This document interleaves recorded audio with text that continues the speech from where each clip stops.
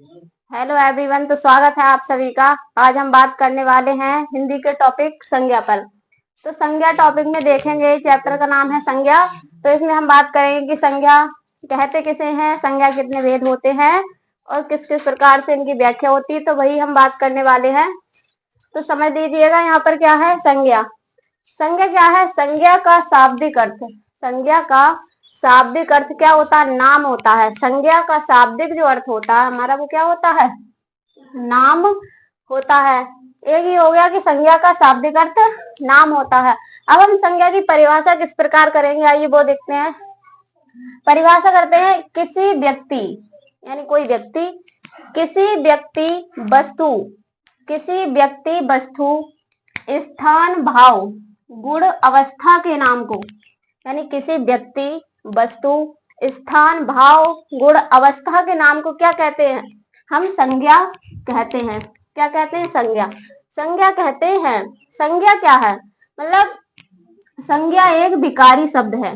संज्ञा एक विकारी शब्द है। मैंने पिछली वीडियो में बताया पीछे की विकारी, विकार क्या होता है, मतलब विकारी शब्द कौन से होते हैं? संज्ञा एक विकारी शब्द है। क्या होता है? अर्थात इसमें लिंग वचन, यानी जो विकारी शब्द होते हैं, संज्ञा जो हमारा विकारी शब्द है, इसमें लिंग वचन एवं कारक के आधार पर, लिंग वचन एवं कारक के आधार पर परिवर्तन किया जा सकता है। विकारी का मतलब ही होता है कि परिवर्तन हो जाए जिसमें, यानी परिवर्तन जिसमें। तो संज्ञा क्या होती है? संज्ञा शब्दों में लिंग वचन एवं कारक के आधार पर परिवर्तन हो जाता है, इसीलिए क्या है? संज्ञा हमारा एक विकारी शब्द है। अब ये हो गई परिभाषा कि किसी व्यक्ति वस्तु, स्थान, भाव, गुण, अवस्था के नाम को क्या कहते हैं? संज्ञा कहते हैं। अब क्या आ जाता है? संज्ञा के भेद। संज्ञा के भेद, तो संज्ञा के भेद जो है क्या? संज्ञा के भेद 5 माने गए हैं। संज्ञा के कितने भेद माने गए हैं? संज्ञा के भेद 5 माने गए हैं। वो कौन कौन से हैं, आइए समझते हैं। संज्ञा के 5 भेद हैं। एक है हमारी व्यक्तिवाचक संज्ञा, नंबर 1 है व्यक्तिवाचक संज्ञा, नंबर 2 है जातिवाचक संज्ञा। पहली है व्यक्तिवाचक संज्ञा, फिर है जातिवाचक संज्ञा, फिर क्या है हमारी? भाववाचक संज्ञा। नंबर 3 है भाववाचक संज्ञा, फिर नंबर 4 है द्रव्यवाचक संज्ञा। नंबर 4 पे आता है हमारा द्रव्यवाचक संज्ञा, और नंबर 5 है हमारा समूहवाचक संज्ञा। इसी प्रकार क्या संज्ञा के 5 भेद हो जाते हैं? व्यक्तिवाचक संज्ञा, जातिवाचक संज्ञा, भाववाचक संज्ञा और द्रव्यवाचक संज्ञा, समूहवाचक संज्ञा। ये क्या है? हमारे संज्ञा के 5 भेद हो जाते हैं। अब हमने ये तो समझ लिया कि 5 भेद हो जाते हैं, 5 भेद होते हैं, तो लेकिन व्यक्तिवाचक संज्ञा है क्या? व्यक्तिवाचक संज्ञा क्या होती है, यानी व्यक्तिवाचक किसे कहेंगे? व्यक्तिवाचक संज्ञा के अंतर्गत कौन कौन से शब्द आते हैं, क्या आते हैं ना, कौन कौन से क्या क्या व्यक्ति वस्तु आते हैं, वो है मतलब व्यक्तिवाचक संज्ञा किसे कहेंगे, वो है। इसकी परिभाषा हम करेंगे, ऐसे संज्ञा शब्द, यानी ऐसे जो संज्ञा शब्द है, यानी संज्ञा के जो ऐसे शब्द जो किसी एक व्यक्ति, क्या कह रहा? संज्ञा शब्द जो किसी एक व्यक्ति, सिर्फ एक व्यक्ति, वस्तु एवं स्थान का बोध कराते हैं। परिभाषा क्या कह रही है? परिभाषा है कि ऐसे संज्ञा शब्द जो किसी एक व्यक्ति, एक की बात की गई है, सिर्फ एक व्यक्ति, वस्तु एवं स्थान का बोध कराते हैं, वो क्या कहलाते हैं? हमारे व्यक्तिवाचक संज्ञा कहलाते हैं। जैसे सुनील, सुनील क्या है? एक नाम है। तो सुनील एक व्यक्ति का नाम है, मतलब एक व्यक्ति का नाम क्या? सुनील। तो क्या हो गया? ये व्यक्ति है, व्यक्तिवाचक संज्ञा, यानी सुनील क्या हो जाए? जैसे पूछ लिया जाए एग्जाम में, सुनील की संज्ञा बताएं। सुनील किस संज्ञा का उदाहरण है? व्यक्तिवाचक है, जातिवाचक है, या कौन सा? तो क्या हो जाएगा हमारा? व्यक्तिवाचक संज्ञा। उसी में आ जाएगा हमारा क्या? भारत। भारत क्या है? एक देश का नाम है, यानी स्थान का नाम है। भारत क्या है? तो नाम है। तो क्या है? ये व्यक्तिवाचक संज्ञा, मतलब एक देश का नाम है, तो क्या हमारा? व्यक्तिवाचक संज्ञा। उसी प्रकार उत्तर, उत्तर क्या? एक दिशा का नाम है। गंगा, गंगा क्या? एक नदी का नाम है। गंगा क्या? यहाँ पे वही कहा गया है कि एक व्यक्ति, वस्तु एवं स्थान का बोध करा दे, वो क्या होती है? हमारी व्यक्तिवाचक संज्ञा। उसी प्रकार रामायण क्या है? रामायण एक पुस्तक का नाम है। उसी प्रकार हमारी देवनागरी, देवनागरी, देवनागरी क्या? देवनागरी एक लिपि का नाम है। हमारी जो हिंदी भाषा है वो देवनागरी लिपि में ही लिखी जाती है। देवनागरी एक लिपि का नाम है। होली, दीपावली, होली दीपावली ये क्या है? एक त्योहार का नाम है। होली दीपावली ये क्या है, त्योहार के नाम है। तो ये सभी क्या हमारे व्यक्तिवाचक संज्ञा के अंतर्गत आ जाते हैं। और ध्यान दें, जैसे दिशाओं के नाम, दिशाओं के नाम और भी चीजें हैं जो व्यक्तिवाचक संज्ञा के अंतर्गत आते हैं। दिशाओं के नाम जैसे पूरब, पश्चिम, उत्तर, दक्षिण, ये सभी क्या जाते हैं, दिशाओं के नाम व्यक्तिवाचक संज्ञा के अंतर्गत आते हैं। देशों के नाम, देश है भारत, इंग्लैंड, पाकिस्तान, अफगानिस्तान, जो भी देश है वो क्या व्यक्तिवाचक संज्ञा के अंतर्गत। समुद्र के नाम, समुद्र के नाम जैसे भूमध्य समुद्र हो जाते हैं, समुद्रों के नाम। और क्या हमारे पर्वतों के नाम, पर्वतों के नाम जैसे आ जाए हिमालय, हिमालय आ जाए। हिमालय क्या है, एक पर्वत का नाम है। हिमालय क्या एक पर्वत का नाम है। आ जाए यहाँ पे काराकोरम, काराकोरम आ जाए, तो ये भी क्या हमारे एक पर्वत का नाम है। तो ये नाम आ जाए तो पूछ लीजिए हिमालय, हिमालय क्या मतलब हिमालय में कौन सी संज्ञा है, तो क्या हमारा व्यक्तिवाचक संज्ञा है। फिर आ जाए हमारे दिनों, महीनों के नाम आ जाए। दिन यही होते हैं, दिन तो 7 ही होते हैं, संडे, मंडे। और फिर महीने, महीनों का कोई भी नाम आ जाए, जैसे आ जाए हमारा फरवरी आ जाए, या फिर कोई भी मार्च आ जाए, ये क्या हो जाए, ये व्यक्तिवाचक संज्ञा के अंतर्गत आते हैं। जैसे ऐतिहासिक युद्धों के नाम, ऐतिहासिक युद्ध जैसे बक्सर का युद्ध, बक्सर का युद्ध, ये क्या है हमारा, ये भी हमारा क्या हो जाएगा, व्यक्तिवाचक संज्ञा। राष्ट्रीय घटनाओं के नाम, घटनाएं जैसे घटनाएं हुई हैं, गांधी आंदोलन जो भी हुए हैं, आंदोलन वगैरह है, वो राष्ट्रीय घटनाएं, इनके नाम आदि ये सभी क्या है, ये सब व्यक्तिवाचक संज्ञा के अंतर्गत आ जाते हैं। ये हो गया हमारा व्यक्तिवाचक संज्ञा। व्यक्तिवाचक संज्ञा की परिभाषा एक बार फिर से देख लीजिए। ऐसे संज्ञा शब्द जो किसी एक व्यक्ति, वस्तु एवं स्थान का बोध कराते हैं, वो क्या कहलाते हैं, वो व्यक्तिवाचक संज्ञा कहलाते हैं। नंबर 2 पे आ जाता है हमारा जातिवाचक संज्ञा, जातिवाचक संज्ञा। तो जातिवाचक, इसके नाम से ही हमें पहले तो जानकारी मिल रही है कि जातिवाचक संज्ञा। तो इसकी परिभाषा देख लेंगे। जिन संज्ञा शब्दों से एक ही प्रकार की वस्तुओं, एक ही प्रकार की वस्तुओं, यानी एक ही प्रकार, यहाँ पे क्या है, एक ही प्रकार, यहाँ है एक व्यक्ति या वस्तु, यहाँ कह रहा है कि एक ही प्रकार की वस्तुओं अथवा व्यक्तियों का बोध हो। जिन संज्ञा शब्दों से मतलब कोई शब्द है, उन शब्दों से एक ही प्रकार की, मतलब एक ही प्रकार की दूसरी भी वस्तु, मतलब एक ही प्रकार की दूसरी वस्तु, एक ही प्रकार की वस्तुओं अथवा व्यक्तियों का बोध हो, उन्हें क्या कहते हैं, उन्हें जातिवाचक संज्ञा, उन्हें क्या कहते हैं, जातिवाचक संज्ञा कहते हैं। जैसे लड़का, लड़का आ जाए, तो लड़का ये जरूरी थोड़ी है कि एक ही लड़का है, लड़के जैसे और भी लड़के हैं। लड़का आ जाए, उसी में आ जाए वकील वकील एक ही नहीं है, वकील के जैसे और भी कई वकील हैं, तो वो क्या हो गया, जातिवाचक संज्ञा हो गया। जातिवाचक यानी संपूर्ण जाति का बोध, ये शब्द क्या है, ये संपूर्ण जाति का बोध करा रहा है, ये क्या है, ये जातिवाचक संज्ञा के अंतर्गत आ जाते हैं। जैसे नदी, नदी में गंगा है, यमुना है, गोदावरी है, ये सभी नदियां हैं। तो क्या नदी, सिर्फ नदी अगर नाम आ गया, जैसे ये नदी है, तो नदी तो क्या है हमारी, नदी तो जातिवाचक संज्ञा है। नदी शब्द जो है हमारा जातिवाचक, जातिवाचक है। और इसी में आ जाए जैसे यमुना, इसी में लिख दिया जाए यमुना, गोदावरी, यमुना गोदावरी लिख दिया जाए, तो क्या हो जाएगा, ये किस में आ जाए, तो ये हो जाएंगी हमारी व्यक्तिवाचक संज्ञा, व्यक्तिवाचक संज्ञा। जैसे किसी का नाम, अगर नाम दे दिया जाता है, उसका नाम दे दिया जाता है तो हो जाता है व्यक्तिवाचक। अगर पूरी संपूर्ण जाति का बोध, कोई शब्द है पूरी जाति का बोध करा रहा है, तो वो क्या हो जाता है, जातिवाचक संज्ञा। जैसे नगर आ गया, तो नगर एक ही नहीं है, नगर जैसे और भी नगर है। पर्वत आ गया, पर्वत, हिमालय पर्वत, अगर नाम आ जाए पर्वत, अगर सिर्फ शब्द आता है पर्वत, तो ये क्या हो जाता है, जातिवाचक संज्ञा। अगर कोई नाम आता है, हिमालय पर्वत, काराकोरम, बहुत से पर्वत है, जैसे नाम आ जाए तो वो क्या हो जाता है, व्यक्तिवाचक संज्ञा। जैसे यहाँ पे आ गई लड़की, लड़की है, पशु है, पक्षी है, इसी प्रकार मंत्री, अगर मंत्री आ जाए, जैसे मंत्री है, तो वो तो क्या हो गया, सिर्फ जातिवाचक संज्ञा हो गया। राज्यपाल हो गया, जातिवाचक हो गया। प्रधानमंत्री जातिवाचक हो गया।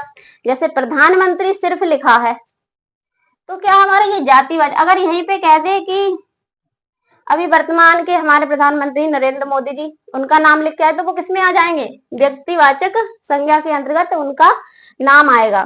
फिर यहाँ पर आ जाएगा राष्ट्रपति, राष्ट्रपति भी जातिवाचक है।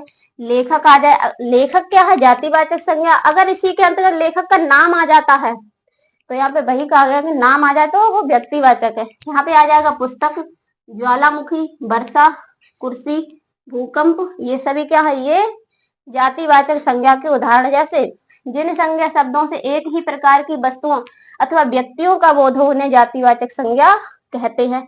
जैसे लड़का, वकील, ये सभी मैंने यहाँ पर लिख दिए हैं, आप समझ भी चुके होंगे। नंबर 3 आता है हमारा भाववाचक संज्ञा।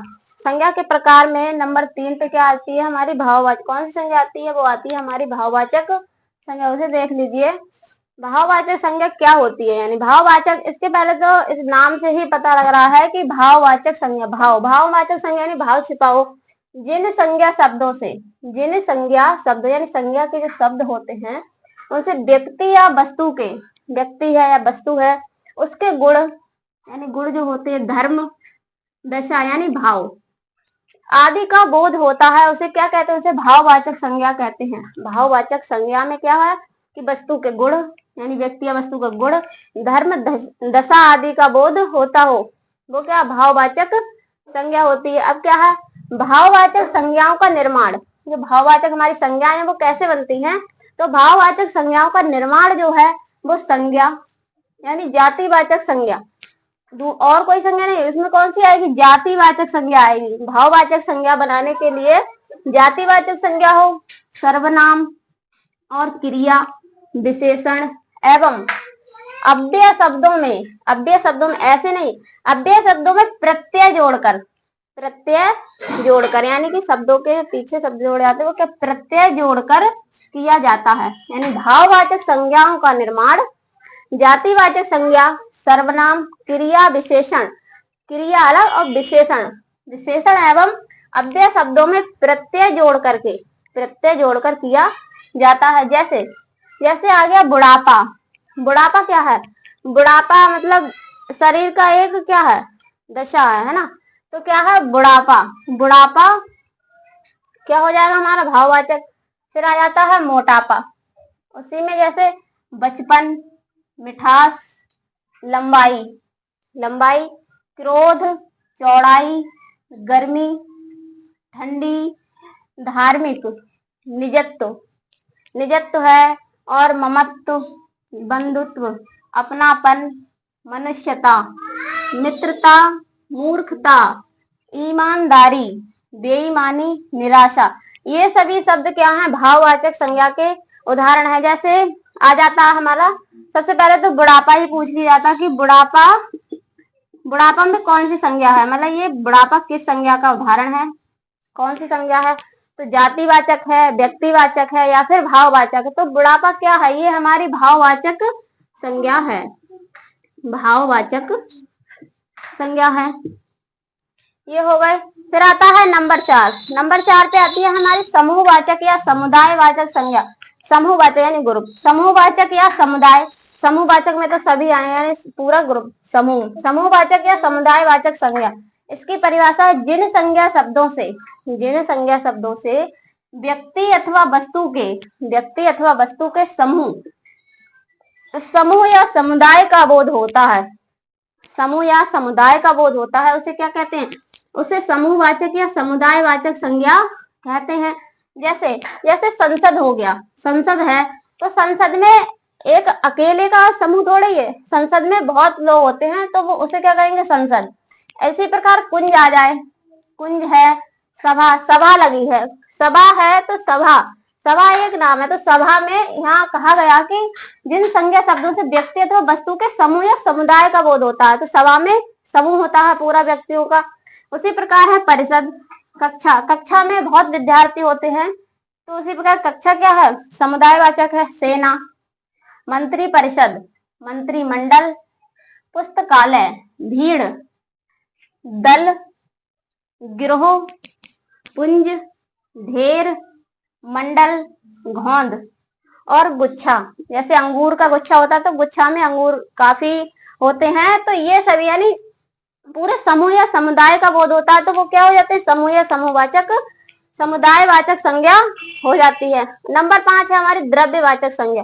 द्रव्य, द्रव्य से ही पता लगे कि द्रव्यवाचक संज्ञा के अंदर क्या क्या। द्रव्यवाचक संज्ञा जैसे जिस संज्ञा शब्दों से, जिस संज्ञा शब्दों से किसी धातु, यहाँ पर व्यक्ति या वस्तु नहीं, किसी धातु या द्रव्य का बोध होता है, धातु या द्रव्य का बोध होता है, उसे द्रव्यवाचक संज्ञा कहते हैं। द्रव्यवाचक संज्ञा यानी द्रव्यवाचक संज्ञा के अंतर्गत, द्रव्यवाचक जो हमारी संज्ञा होती है उसके अंतर्गत माप तौल वाली वस्तुएं आती हैं। द्रव्यवाचक संज्ञा के अंतर्गत क्या आता है, माप तौल वाली वस्तुएं आती हैं। जैसे सोना मापा जाएगा, चांदी, लोहा, पीतल, तेल, पानी, दूध, गेहूं, चावल, कोयला, घी, तेजाब, पेट्रोल, डीजल आदि, ये सभी क्या है, द्रव्यवाचक संज्ञा के उदाहरण हो जाते हैं। इसी प्रकार हो जाते हैं हमारे संज्ञा के भेद, संज्ञा के 5 भेद हो जाते हैं। संज्ञा के जो 5 भेद होते हैं वो हम पूरे कर चुके हैं, यानी व्याख्या के साथ हमने पढ़ लिए हैं। अब आता है हमारा व्युत्पत्ति के आधार पर संज्ञा के भेद। जैसे एग्जामिनर पूछ लिया जाता है एग्जाम में कि व्युत्पत्ति के आधार पर संज्ञा के कितने भेद होते हैं। वैसे संज्ञा के भेद कितने होते हैं, 5 होते हैं, लेकिन पूछ लिया जाए कि व्युत्पत्ति के आधार पर संज्ञा के भेद कितने होते हैं, तो व्युत्पत्ति के आधार पर संज्ञा के 3 भेद होते हैं। व्युत्पत्ति के आधार पर संज्ञा कितने, 3 भेद होते हैं। वो कौन कौन से हैं? नंबर 1 हमारी रूढ़ संज्ञा, व्युत्पत्ति के आधार पर है रूढ़ संज्ञा।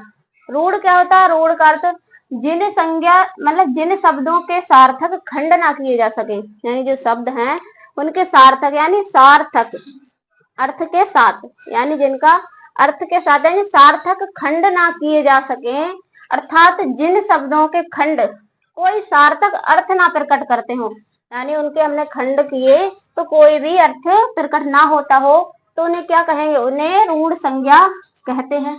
रूढ़ संज्ञा कहते हैं। जैसे हमारा आ जाए कमल, कमल आ जाए तो कमल ने पूछ लिया जाए कि ये कौन सी संज्ञा का उदाहरण है, रूढ़ संज्ञा है, यौगिक संज्ञा है, जातिवाचक है या व्यक्तिवाचक है, कौन सी संज्ञा, तो क्या कहेंगे। जैसे कमल तो हमने पढ़ा है कि जिन शब्दों के सार्थक खंड ना किए जा सके, तो खंड ना किए जा सके, जैसे सार्थक कमल है, जैसे कमल हमने लिखा, कमल हो गया रूढ़ शब्द। जैसे अगर हम इसके खंड अलग अलग करेंगे, जैसे का, माँ और ला, जैसे अलग अलग पढ़ेंगे, जैसे इसे का पढ़ेंगे, इसे माँ पढ़ेंगे, फिर इसे क्या पढ़ेंगे, ला पढ़ेंगे, तो सार्थक खंड ना हुए, यानी ये हमने कमल के अगर खंड किया यानी टुकड़े किए तो कोई भी सार्थक खंड नहीं हुआ, तो क्या हो गया, ये रूढ़ शब्द यानी रूढ़ संज्ञा हो गया। उसी प्रकार नंबर 2 आ जाती है हमारी यौगिक शब्द, यौगिक संज्ञा, यौगिक संज्ञा, यौगिक संज्ञा। यौगिक संज्ञा में क्या, ऐसे शब्द जो 2 सार्थक शब्दों से बने हो, यानी जो 2 सार्थक यानी अर्थ वाले जो अर्थ देते हो, हम 2 जैसे करें उनका खंड करें तो सार्थक यानी अर्थ प्रकट होता हो, ऐसे शब्द जिनके खंड यानी कोई सार्थक यानी निश्चित अर्थ प्रकट करने वाले हो, निश्चित अर्थ प्रकट करने वाले हो, उन्हें क्या कहते हैं, उन्हें यौगिक शब्द और यौगिक संज्ञा कहते हैं। उन्हें क्या कहते हैं, यौगिक संज्ञा कहते हैं। जैसे विद्यालय, विद्यालय आ जाए, पुस्तकालय, हिमालय और घुड़सवार। जैसे पुस्तकालय की हम संधि करेंगे, पुस्तकालय, पुस्तकालय लिखा है, पुस्तकालय, तो क्या करेंगे इसे, पुस्तक प्लस आलय, पुस्तक प्लस आलय, पुस्तक तो है ही पुस्तक, पुस्तक तो है पुस्तक यानी किताब, आलय का मतलब क्या होता है, घर, घर है ना, तो क्या पुस्तकों का घर यानी पुस्तकालय। यही कहा गया है कि ऐसे शब्द जो यानी ऐसे शब्द जिनके खंड सार्थक यानी निश्चित सार्थक अर्थ प्रकट करने वाले हो, सार्थक अर्थ प्रकट करने वाले हो, वो क्या कहलाते हैं, वो यौगिक संज्ञा कहलाते हैं। यौगिक संज्ञा के अंतर्गत ऐसे शब्द आते हैं। फिर नंबर 3 आ जाती है हमारी योग रूढ़ संज्ञा, योग रूढ़ संज्ञा। योग रूढ़ संज्ञा क्या होती है, ऐसे शब्द जो यौगिक तो होते हैं, ऐसे शब्द जो यौगिक तो होते हैं किंतु अपने सामान्य अर्थ को यानी अपने सामान्य अर्थ को ना प्रकट करके, अपने सामान्य अर्थ को ना प्रकट करके किसी परंपरा से विशेष अर्थ को प्रकट करते हैं, यानी अपने सामान्य अर्थ को ना प्रकट, यानी यौगिक तो होते हैं ऐसे शब्द जो यौगिक तो होते हैं लेकिन सामान्य अर्थ को ना प्रकट करके परंपरा विशेष यानी कोई विशेष अर्थ को प्रकट करते हैं, तो वो क्या, उन्हें योग रूढ़ संज्ञा कहते हैं। जैसे इनके उदाहरण हो जाएंगे पंकज, जलज, लंबोदर, चक्रपाणी आदि। और भी शब्द होते हैं, वो क्या है, योग रूढ़ संज्ञा के शब्द हैं। जैसे हमने ले ली लंबोदर, लंबोदर आ जाए एग्जाम में लंबोदर, तो लंबोदर को क्या करेंगे, लंबा है उदर जिसका, लंबा है उदर जिसका, अर्थात अर्थात श्री मैंने गणेश, गणेश। तो ये क्या है, हमारा एक शब्द लंबोदर शब्द से एक नया शब्द निकला, यानी विशेष अर्थ प्रकट हुआ, विशेष यानी गणेश। तो ये क्या हो गया हमारे, ये योग रूढ़ संज्ञा का शब्द हो गया। तो इसी प्रकार हम पूरा संज्ञा चैप्टर कंप्लीट कर चुके हैं। तो उम्मीद है कि आपको चैप्टर पूरा समझ में आया होगा।